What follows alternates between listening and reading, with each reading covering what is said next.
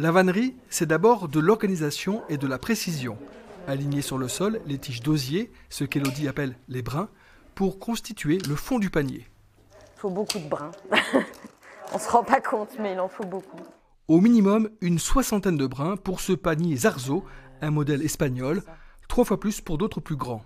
Au fur et à mesure du tressage, les tiges se tordent et s'entrelacent.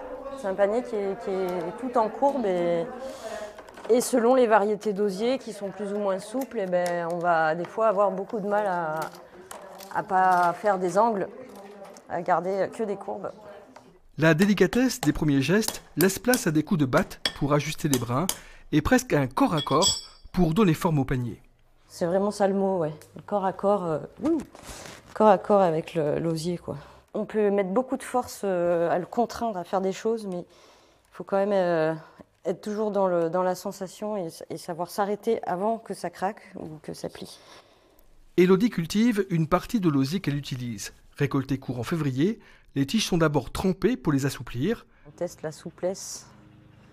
Si j'arrive à faire un angle droit, c'est que je vais pouvoir l'utiliser en vannerie. On va monter voir le séchage. Avant de passer 5 mois dans ce grenier.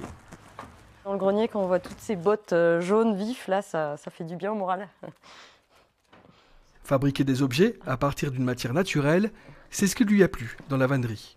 J'ai grandi au milieu de la forêt et c'est ça qui me parle aussi dans ce métier, c'est que je reste connectée aux plantes, aux bois, aux arbres. C'est moi, quoi.